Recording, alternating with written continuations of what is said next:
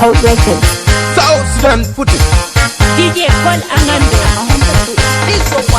one and a man, you will a Ajak, what you can talk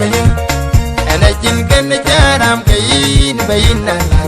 You go and a jangle and that we don't move to court. Can take a bandit. One and a man, you will a Ajak, what you can talk and I can get the jaram kayin, bayina. You go and a jangle and that we don't move to court. Can take a bandit. One and a man, you will a Ajak, what you can talk Arajin kan jaram kayin bayina lata yaku wane jengwe landar bijong buko katego panden endiwai endiloga jadi jam jaga tolan kenege endiwai endiloga jadi jam jaga tolan kenege ukwe yelwat ejeng yokeno endiwai why and the loga daddy jam Jaga tung non teniket away in a jag yokano Banabay jar on the duck and I jet on a lure when a careful can well muja when a key well can well po be a dwan kai can you be at young we jog think of a man go lay and a gum a bit of one man ya think a coat Bung on to be your man by jar on a duck and a jet on a lure when a careful can well muja when a key well can well for be a drone yan kai I will be at young you joke think of a man go lay and a gum a bit of one man ya think a call you bung on to be your a damn quabel Ilang to Ajak kachimon jang kwenum in ya long nyaron igamoron ayine jang adem kwabel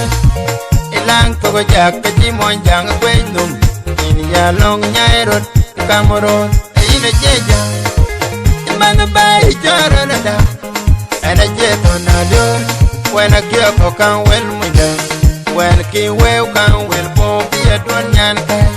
aywe biatang Jog think of a man go lay and a gum a bit of one my ya think a coat you go to be original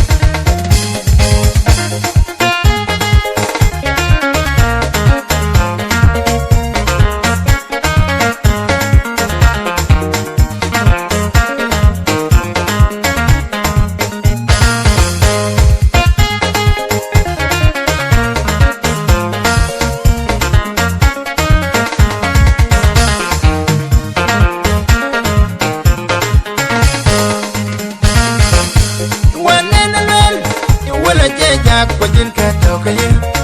ana jin kan jaram kayin bayin dalat e ko wane jeng lel landar ku jong mu ko ka te ga banden wane na lel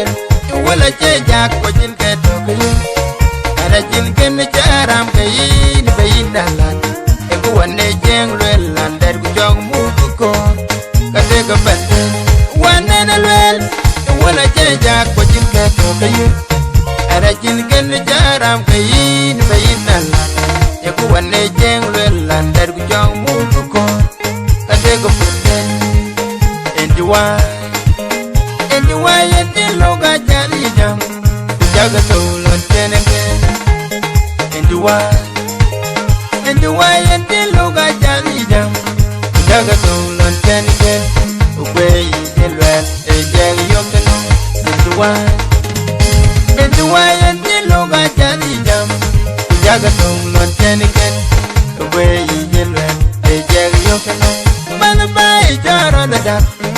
And I jet on a lure When a careful can well muja When a key well can well po be a dwan yan kai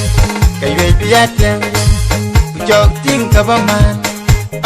go lay and a gum A bit of one Man ya think a coat Bung on to be your man by jar on a duck and I jet on a lure when a careful can well muja when a key well can well for be a dwan yan kai I will be at young jog think of a man man gole anagam abeto woni man ya ting ke ko ngong biyor adan kwa ber ilang to jak ke mo jang kwenum in ya long nyairon kamaron ine jang adan kwa ber ilang to jak ke mo jang kwenum in ya long nyairon kamaron ine jang man bai jaron da ana jeto na lor when I get ko kan wel munja when ki well kan wel bo bi adon nyan kai aye biaten ki jok ting abaman ko le anagam abeto woni man ya ting ke yakot